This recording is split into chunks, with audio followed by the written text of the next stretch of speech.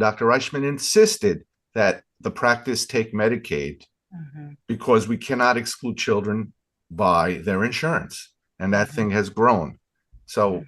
we used to think that, okay, Medicaid will see the children, it'll be subsidized by some of the commercial payers. It wasn't such a big line of business at that time, but we had to take care of those kids. And that culture went forward.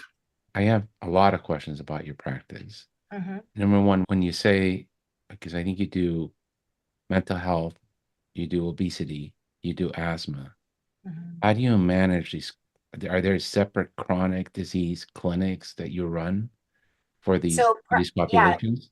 prior to COVID, we had separate clinics. So we would have certain physicians who that was their niche area. They did more training in it, who would have days of the week or half days of the week that were set aside for managing these chronic diseases.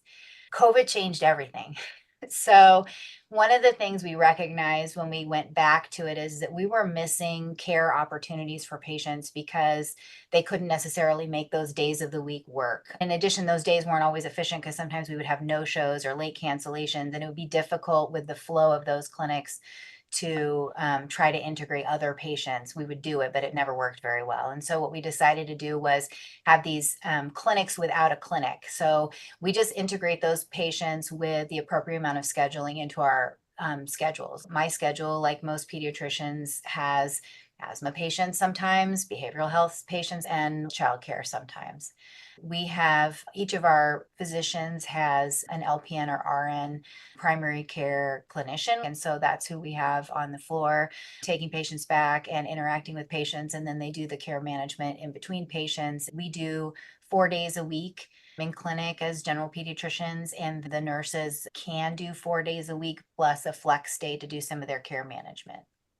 Well, and so for the asthma kids, do you Mhm, do pulmonary function tests in mhm. the Yep. office? Yeah. Yep. So we And do spirometry right now, but not exhaled nitric oxide, but we do spirometry. And that was one of the reasons why we used to have separate clinics was so we could set up the spirometry and have an extra staff member there. And one of the things we also noticed with that was we weren't always able to do it on the spot when we wanted to do it. So if I saw a kid in clinic with a complaint of cough, and mom comes in and says he's had cough for 4 months and it sounds like he's actually had recurrent wheezing in the past.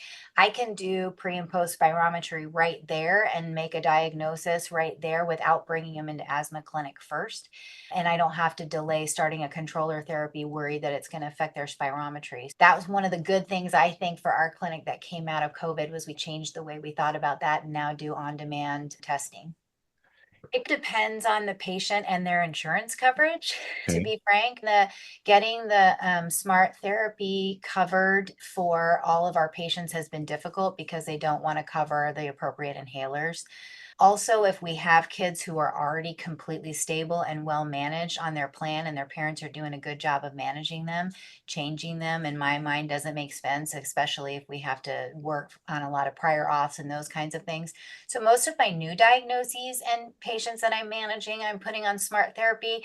The older ones that are well controlled, usually not. And if insurance gets in the way, which seems like it happens a lot of the time with our payer mix, we did work diligently to get smart therapy covered by our Medicaid plan. So we're not having any trouble with that. And that really has to do with the fact that we had a smart pediatrician in Omaha that we knew who was on the P&T committee for Medicaid. And when we sent him the information, he just said, yeah, at the next meeting, we'll add it to the list. And boom, it was covered.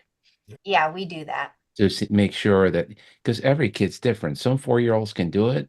Some 6-year-olds are so distracted, especially the boys, Yeah. they can't take 10 breaths in a row. It's just like giggling, they're laughing, and it's you breathe all day long. Just breathe and then Uh-huh. giggle and laugh. But are Yeah, you we do only MDIs pretty much in the clinic. We have nebulizers, but we pretty much only do MDIs.